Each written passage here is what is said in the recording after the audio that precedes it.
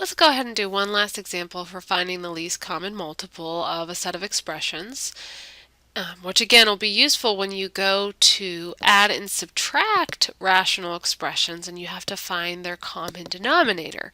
So let's start off with our expression 5x, and so we need to list out its factorization, which is just 5 times x.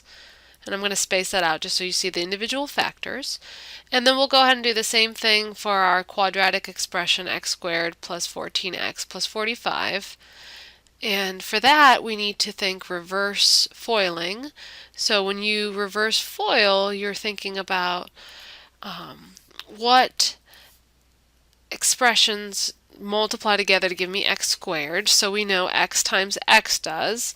And then for this constant piece, 45, what two numbers multiply together to give me 45, but add together to give me my middle coefficient. And so the two numbers that come to mind are positive 9 and positive 5. So we'll go ahead and write that in our factorization, so we get x plus 9 and x plus 5.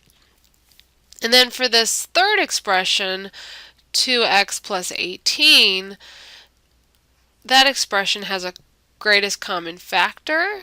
So the largest number that divides into both 2x and 18 is 2.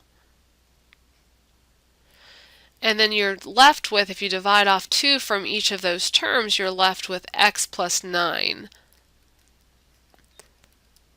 So I'm trying to line up my identical factors here so it makes it a little easier when we go to determine our least common multiple. And again, for least common multiple, it has to be big enough that each of our expressions divide into it, which means each of our expressions' factors divide into it. And so for our first expression, we need a factor of 5, and we need a factor of x. For our second expression, we need a factor of x plus 9, and we need a factor of x plus 5. So we have to multiply those in because we did not have them. And then for the third expression, we need a factor of 2. And we need a factor of x plus 9, which we already have, so we don't have to repeat it. And so now we'll go ahead and just multiply our factors together, particularly the number pieces. So 5 times 2 is 10. And then any of the remaining factors, if they repeat themselves, we need to use exponents.